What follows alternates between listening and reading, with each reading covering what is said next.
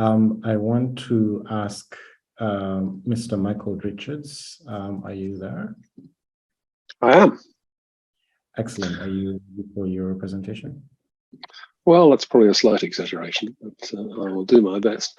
I also want to call on Nee, who will be joining me, I hope, to talk about some parts of the cross-network stuff that we're looking at the moment.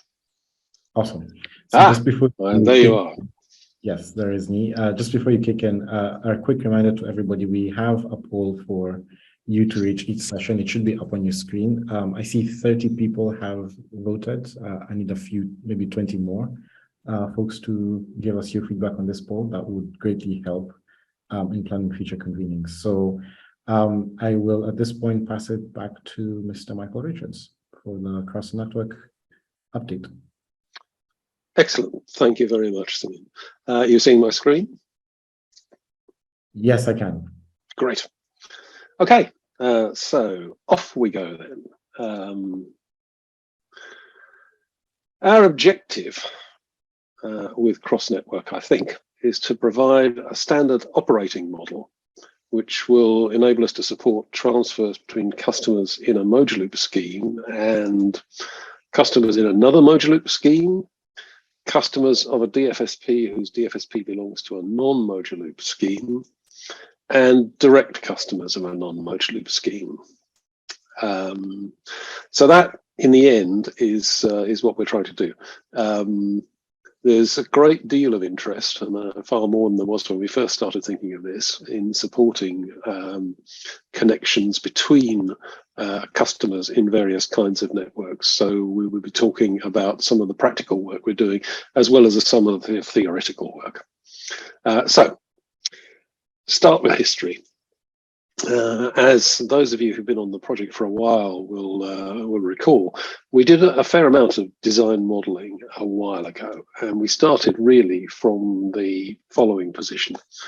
We wanted to try to model connections to other modular loop schemes and connections to non-modular loop schemes as varieties of the same thing, first of all, and as being composed of peer-to-peer operations which didn't rest on prior assumptions about the structure of the ecosystem. Effectively, we wanted the systems themselves to be able to find out what was going on without having to have advanced knowledge. Okay, so that was all jolly good stuff, and we moved quickly to the concept of a cross-network provider, which I'll talk about a little bit of detail because it's quite an important one in this whole business. So a cross-network provider is essentially an instance of the adapter pattern, which is a gang of four pattern essentially used when you need to integrate an incompatible module, like a non-modular loop system, with an existing module, like a modular loop system, without making any source code modifications. So a cross-network provider looks to the modular loop network like an ordinary modular loop participant. So the modular loop network doesn't need to moderate its behavior in any way in order to deal with the, I'm not going to say alien, but you know what I mean. And it looks to the external network like a participant in its network. And essentially, it comes in two varieties, one of which I'm calling a bridgehead, and the other a negotiator. So I'll talk in a little bit more detail about the difference between those two kinds of things, because as you recall, we said initially that we wanted to be able to treat modular loop and non-modular loop networks as varieties of the same thing. But, well, I have certainly come around to the idea that they are essentially different things from each other. And excuse me, I want to talk about them in different ways. So first of all, bridgehead cross-network providers. So examples of these are payment systems like TerraPay or Western Union or MoneyWise, and blockchain systems like ForPay. You may recall that ForPay operate a stablecoin-based system and have expressed interest in joining modular loop systems. So bridgehead DFSPs really are DFSPs. They represent individual customers directly. And this may be obscured because the customers don't necessarily have accounts with them in the traditional sense. It's perfectly possible for the customer simply to transfer funds into a temporary account which lasts for the life of the transfer. And that's the model, for instance, that money transfer systems generally use. You don't have to open an account with them. All you have to do is to say, here is the money, here is where I want to send it. And obviously, a bridgehead DFSP needs to provide liquidity cover for the transfers into the scheme that it executes. But it might not matter to them because, generally speaking, again, if you think of the model of schemes like TerraPay or Western Union, they've already received and cleared the funds from their customers. So they've actually got hold of the money before they transfer it. And the scheme, the modular loop scheme in which they operate, can treat them exactly like any other DFSP. There aren't any modifications which are required to the scheme's operation to accommodate them, apart obviously from the DFSP, the bridgehead DFSP, needing to meet the rules of the scheme like any other participant. And non-repudiability guarantees the certification that means that receivers of a message can be confident that it really was sent by the person it's purported to be sent from. In this situation, they are made by the bridgehead DFSP. So if you imagine a TerraPay DFSP sending a transfer to someone in a modular loop network, the receiving DFSP will get a non-repudiation message which was signed by the bridgehead DFSP, not by the originating institution, wherever that was, if there was an originating institution.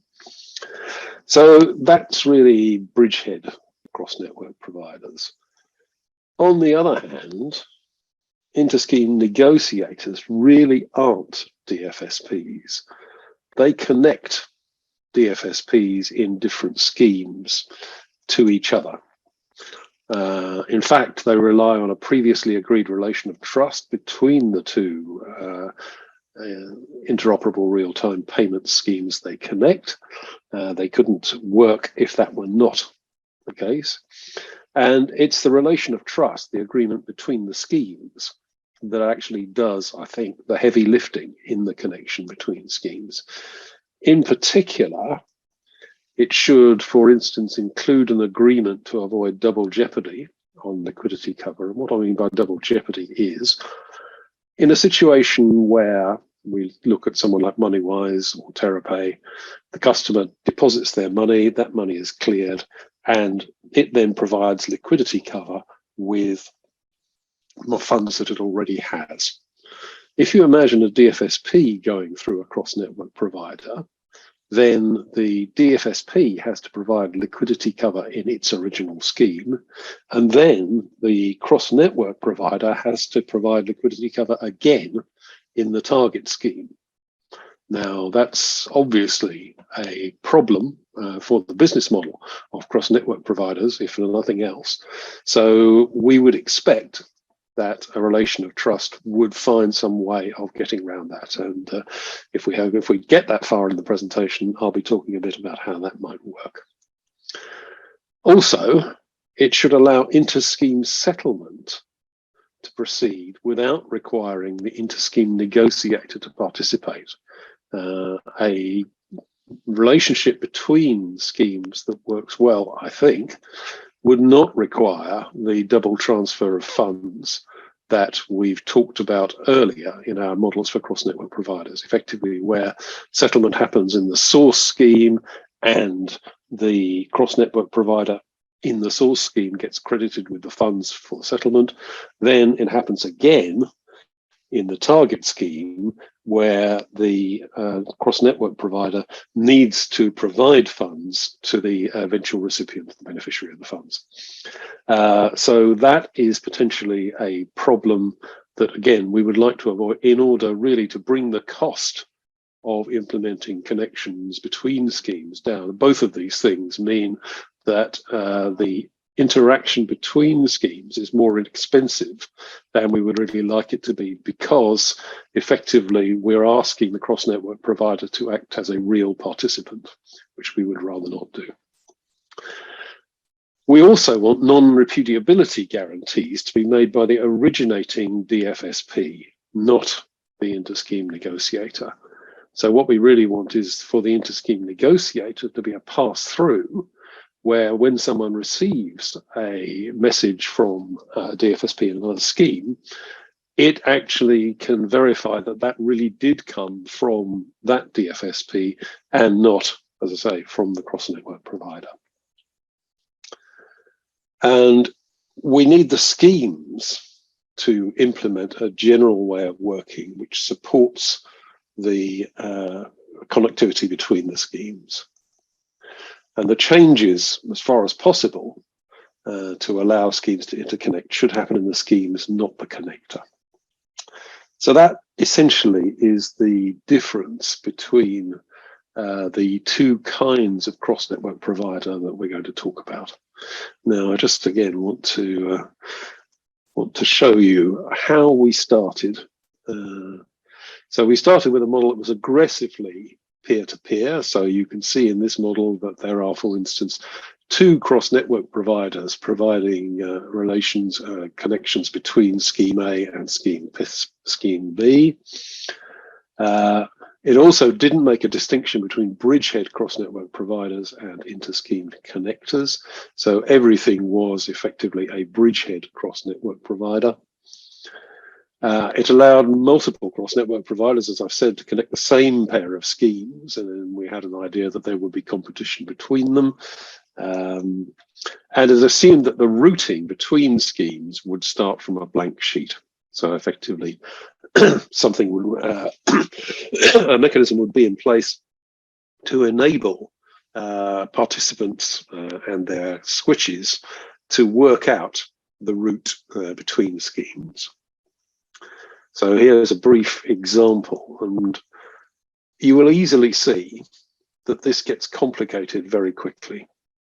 So I'm just going to click through this very quickly and just show the process of what happens.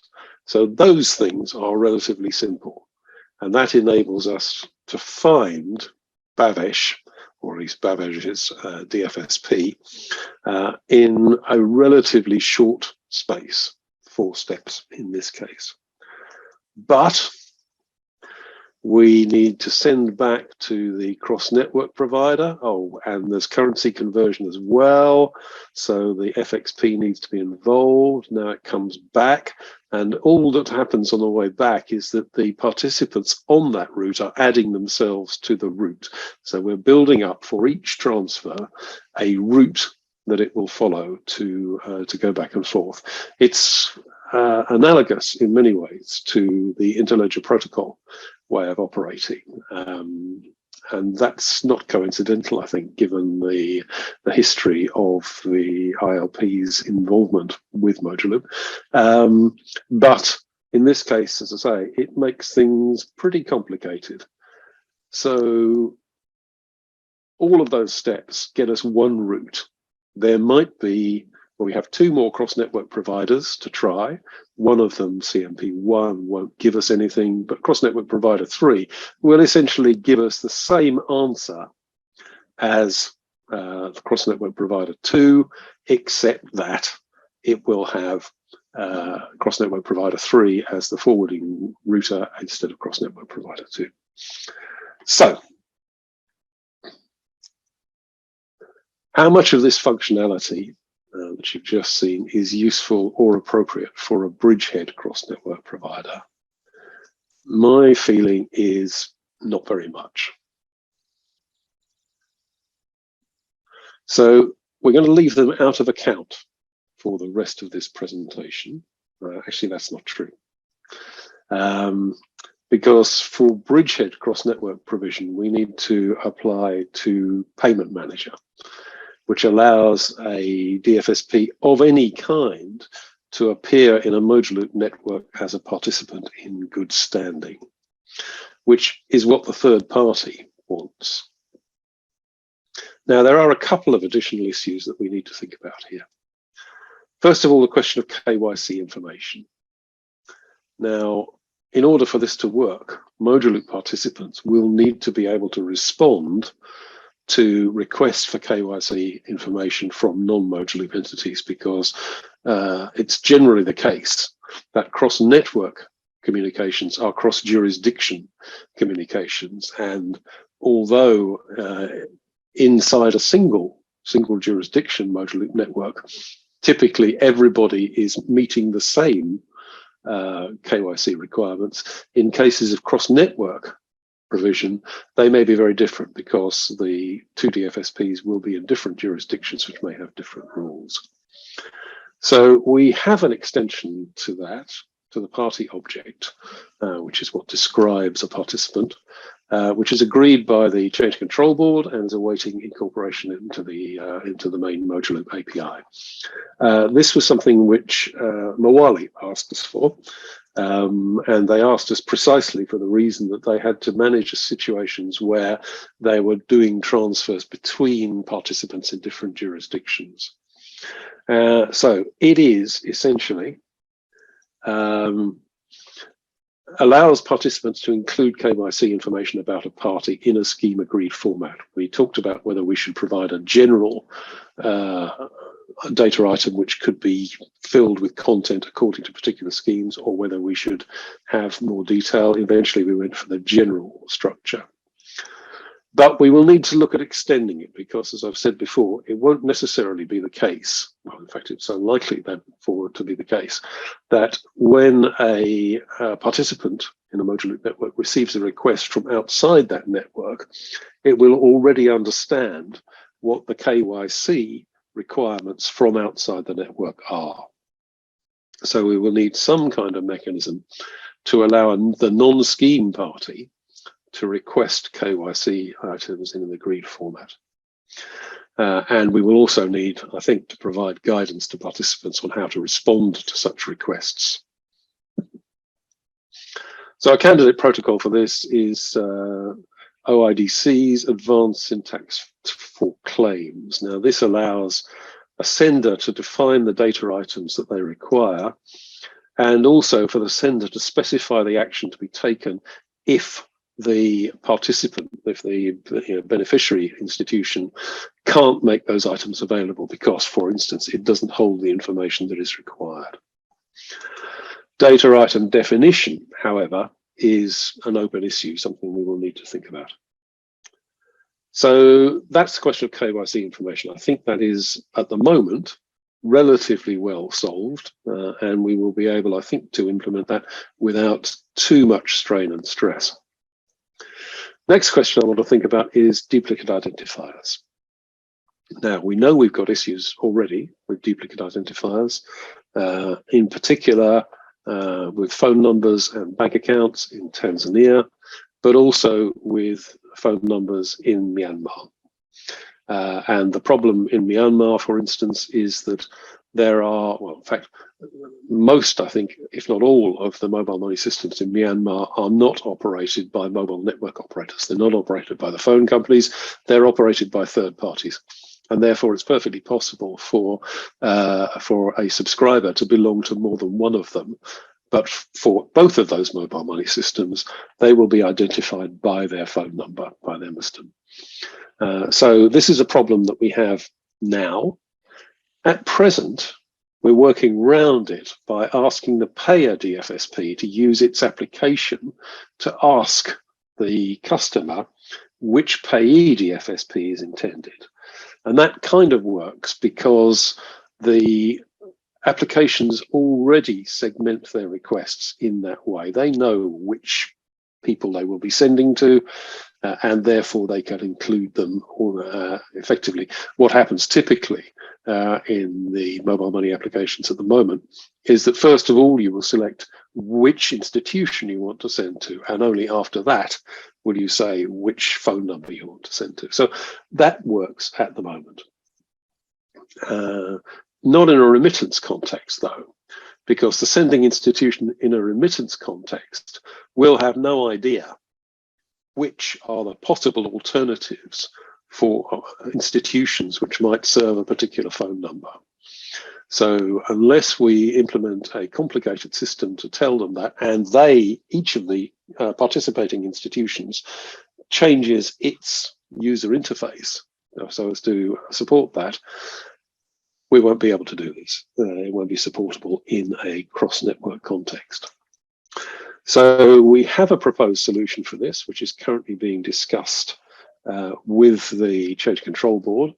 Essentially, it's to allow the DFSPs to specify which to specify when they do a registration via the participants endpoint, to specify that they are the people who should be the default recipient for funds being transmitted to that phone number.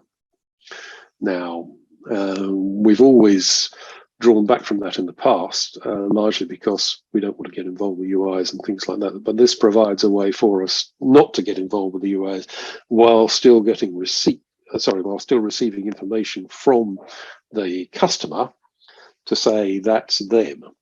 Now, we can extend that using the authorizations API to ask the DFSP, if we choose to use this, to send back a one-time PIN, which we will send to the customer, which we, the scheme, will send to the customer to say, please confirm that you really do want this institution to receive the funds. So we're still working our way through on that with chums at ThitsaWorks, and hopefully by the time we meet in Zanzibar, we will be able to show you a fabulously working version of it. So that's what those are the two issues that we think we need to solve. The next thing I'm going to do is to hand over to Ni, who's been patiently waiting in the background, to talk about a proof of concept for cross-border remittances, which we are currently working on. So, Ni. Thank you so much, Michael. This is something that we wanted to share with the community, but we have not made any public announcement yet. But I think some of you already know that a consortium of the different teams, including ThitsaWorks, Mojalo Foundation, Motorsparks, Visa, and Lucy and Rabbit, based in Singapore, right, have been awarded a support from the Monetary Authority of Singapore to implement a proof of concept. It's a very early initial, stages of the initiation stage, but we are very much excited that we will be able to look at the design principles that Mike has shared and see how it could be implemented in a real life situation. There are also the local institutions that we would like to work with to see if the end-to-end the transfer of the funds, right, can take place, right? So in addition to what we have on the slide, there are two corridors that this proof of concept will look at. One corridor is from Singapore to Myanmar, and another corridor being Singapore to Philippines. But we will focus first on Singapore to Myanmar corridor, but very closely following up on the Singapore to Philippines corridor as well. And this work is going to be based on the work that was done by Motorsparks and Visa in the Visa Accelerator, the proof of concept. So we are not starting from scratch, but building on top of the other work that is done, right? So we are excited, about that. So what we in the next slides, where you will see the diagram of the end-to-end the flow that we are envisioning, but we'll be using the Visa Direct as the mechanism for sending the funds right across the network. The way it will function is that there will be a wallet or a mobile app in Singapore targeted towards the migrant workers in Singapore who will be remitting funds back to, in this case, Myanmar, but also in the second leg of the proof of concept to Philippines, and that in that mechanism, the Visa Direct will then query the Oracle, right, managed by Mojaloop, and they will also leverage the existing Visa mechanisms and Visa functionality, right, to do quite a lot of functionality, including the foreign exchange and also the Visa lookup, right, services on inside the Visa. And there's also a existing settlement, the processes between the participating institution who is already a participant in the Visa that scheme, right? So that we are looking at the existing mechanisms that can be plugged into this POC. Perhaps we can go into next slide. Right. So there's a theoretical aspect of how the cross network the remittance will function, but they are also the reality, right? As soon as we started talking about implementing the POC, even in the proof of concept, right? There's no commercial, version yet, right? But even in the proof of concept, there are a lot of things that we need to put in place that are beyond the scope of a technology. The discussions, right? That we need to look at, the regulatory concerns. We need to look at the commercial agreements that needs to be in place, and also we need the support from all the players involved to make sure that all of these things can function. Right? Okay.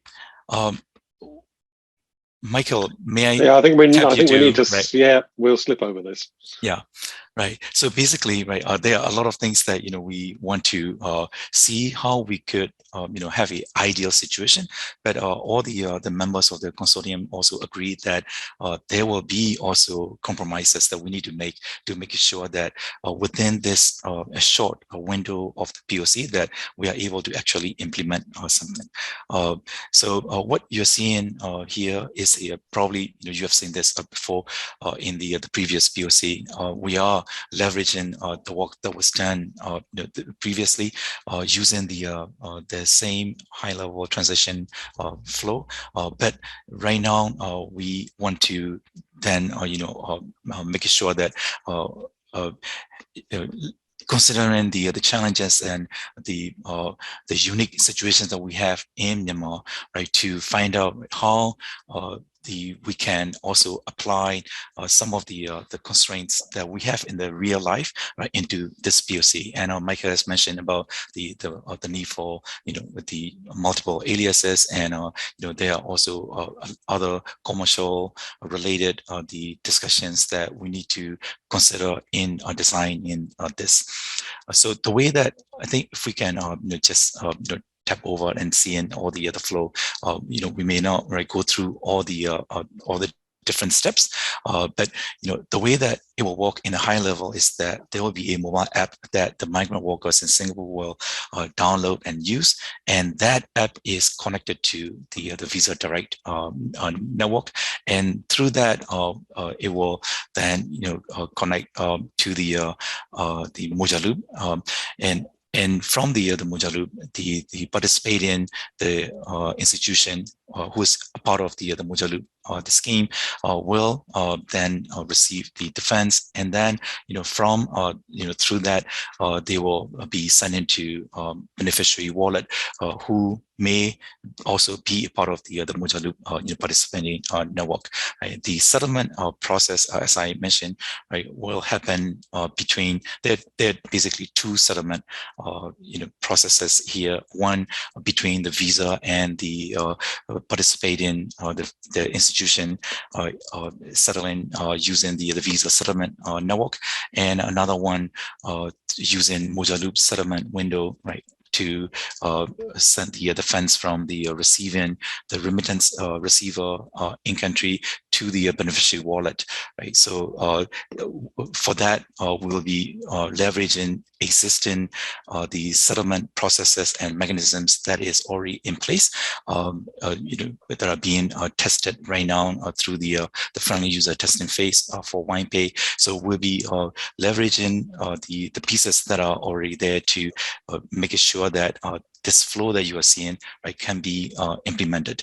But by doing that, we can validate, right, some of the designs to see whether they can be scalable, they are secure, that they can be applicable in a commercial setting, and there could also be things that we may need to adjust and depending on the local context, customize for a local implementation.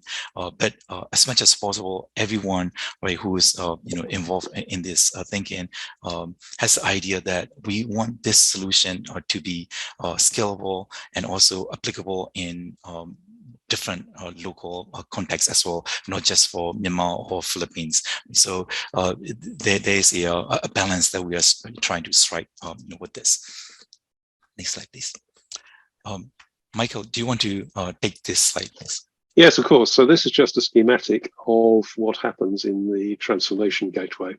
So on the left-hand side, we have the Visa Direct environment, and on the left-hand side, the cross-network provider, the transformation gateway, has a Visa Direct API. So Visa Direct can talk to it, it can receive messages coming through in Visa format. It converts those messages into a Mojaloop format. It signs the message and encrypts the message. So all of the security work that's necessary in order for a Mojaloop message to be accepted by its beneficiary is done there. Then it's sent out via the Mojaloop API to the Mojaloop environment, and it's routed by the switch to wherever it should be received. There is also, of course, some storage of information, because you may recall from the previous slide that some steps took place inside the transformation gateway. In particular, we get the information back that the payment can be routed, and then we send out the agreement for terms directly so that we can get any fee information coming back, and we can then send back a single message to the Visa Direct gateway saying, yes, you can route this payment, and here, for instance, are the fees that will be associated with it. So there is some internal processing as well. But on the way back, the message is decrypted, it's checked for non-repudiation, it's converted then into Visa Direct format and sent back out to the Visa environment, where it looks as if a Visa Direct enabled institution has sent it. So that's that, and I will just talk, well, I'll hand back to me in this case to talk about the topology of the actual proof of concept that we're working on. Right. So basically, right, you can show all the components on this, right? Yeah. Okay. Thank you, Mike. Right. So basically, right, what we are seeing here on this slide is the implementation with the names of the organizations who are involved in this, using the principles that Michael has mentioned in the previous slides. Right? So these organizations, some of them are actually a part of the consortium, and some of them are the organizations that we want to invite, but have not been formally part of this project yet, right? So I just want to make sure that when we are seeing all the names, right, we are working with all of them, but wanted to make sure that this is a proof of concept and not a commercial the project yet. But as Steve mentioned in the chat, right, what is good about this POC is that a lot of all the members who are a part of this consortium has this interest that we would like this to become a commercial initiative as soon as possible, right? So the exciting thing is that we will be able to apply the technology and the work that is done by this community in a commercial setting for the benefit of the people who need it most. In this case, Lucy is the mobile app that is that has been launched and used by the migrant workers in Singapore. And many of those migrant workers, as you know, remit money back to their home countries. And the target audience for this POC are the Myanmar migrant workers and Filipino migrant workers who are using different ways of sending money back, especially for the migrant workers from Myanmar. There are very limited options for remittance, and also they are very expensive, and also most of the time informal and protected. So by having this, right, there's not just a chance for us to improve the technology aspect of the Moja Loop, but also a commercial initiative that can impact the real people. So Lucy is the app that is used in Singapore, connected to Visa Direct, who will handle the routing of the messages across a border, and also will handle the currency conversion, and also the settlement with CB Bank, another partner that we are inviting to be a part of this initiative as the local remittance service provider. And by having by receiving CB Bank being a part of the MMD project, or Myanmar Microfinance Digitization Project, as one of our core partners and a member of a scheme council, right? We are leveraging the already existing integrations with their system, right, to Moja Loop in Myanmar, right, to do the domestic transfer from the CB Bank to other local wallets, right? So we are very excited that once this is in place, that the remittance coming in through the CB Bank, through WinePay, through the hub, that can be sent to potentially 10 wallets, right, who have signed little commitment to join WinePay. But currently there are already 2 wallets who are part of the friendly user testing, and those are the 2 wallets that we will be inviting as a part of this the POC. Right. With that, we are looking at the corridor one way from Singapore to Myanmar, and using the lessons learned from this, we'll quickly apply to Singapore to Philippines corridor as well. Right. So as I mentioned, we have not publicly announced this, right, and we are sharing this with the community. And we're very excited about this. And by the next convening, we hope to be able to share with you a more concrete steps on how we have implemented some of these things. And we'll also come back to you if there are lessons learned and the changes that we need to make this work, right? Which is also possible when we will inform you and update you on how this is going. So please stay tuned. Thank you, Michael. Thank you very much, Lee. So we are currently about a third of the way through the slide deck that I prepared. However, I think that we should pause for breath here, since we've got to the end of our time pretty much. The immediate priorities for us now are to design and implement a solution to the KYC question, which I described, do the same thing for the duplicate question, and to build and test the cross-network provider to interface between a Moja Loop network and the Visa Direct network. Design the settlement process between the Visa Direct institutions and the Moja Loop participants, which we anticipate being an interesting question, particularly because, as far as I understand it, Visa Direct doesn't make very many commitments as to when the funds that are being transferred will actually turn up in CB Bank's account. But that's something we recognize is an issue. We're going to be discussing that with all of the participants and hopefully winding up in a workable solution for all parties.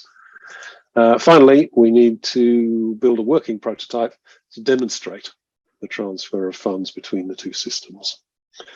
So that's that. Does anyone have any questions in the 2 minutes that remain?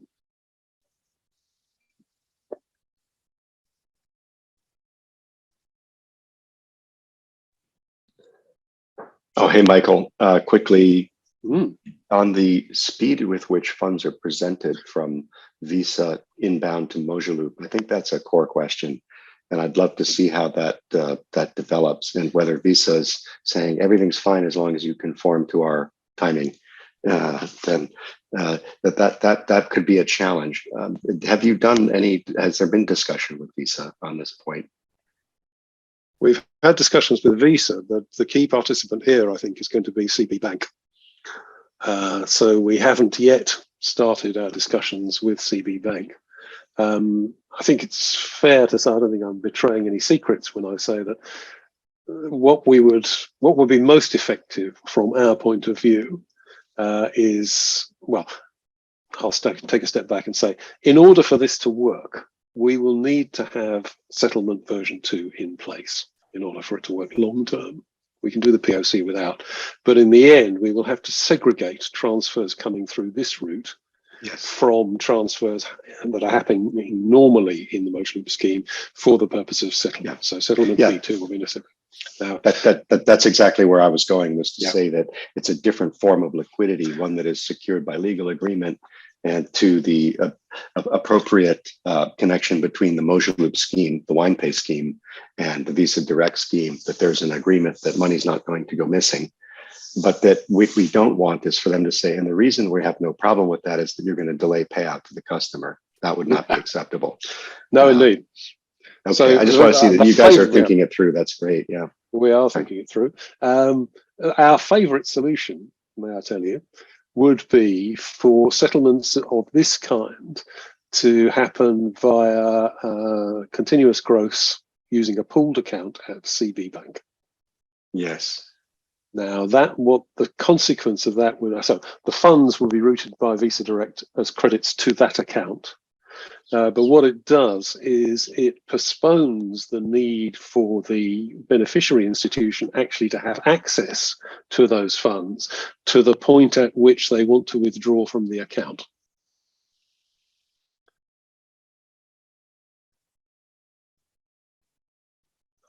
I'd have to think about that more, but I don't hold everyone up. I think there's a timing concern there. There is a timing concern. Yeah, there is a timing concern. What we don't want is for Visa to say it all works fine because we're going to do T+2, and there's ways for you to fudge around that. But that's not really acceptable. You need to get down to where's the money. If it's in the country, then you're good. If it's not, you're not good. And me, I'm sure, can talk to the problem of foreign exchange conversion that's required to be essentially immediate. So we have to figure out how to get the funds into a place in the country where they can serve as a settlement liquidity to cover the immediate clearing for the benefit of the beneficiary, where turnover might happen 4 or 5 times in the next 2 days before the funds are actually converted if you were to use the traditional Visa system. That's the concern I have, is to see how that would actually work going in. Yeah, I agree. Yeah. We've certainly flagged it already as a critical issue, and we recognise, I think, as we said on the slide first, that from a technical perspective, we don't think there are too many problems, especially given the calibre of the people from ThyssenWorks who will be involved. It's going to be more a question of figuring out between the various participants, as you say, where the money is going to be and who is going to guarantee that it's there. Yeah, it really is a settlement concern, though, fundamentally, because you can't have each one of the new participants joining up and having to hold a referendum on how settlement works. You basically want to say the agreement, sign on the line, join the system. And so you're down to number 30, number 35, not holding everybody up because they won't agree to settlement. Sure. That's I think where we're going. Anyway, I can see Simeon squirming, so I guess we should stop talking. At least I should. Michael, do you want to bring this to a wrap? We're about 3 minutes over time. Yep. They are. Awesome. And I can vote for my presentation again. Awesome. Thank you so much, Michael, for the presentation. Again, please give us your feedback. Indeed, thank you, Nee, for ably talking about the prototype. Excellent. So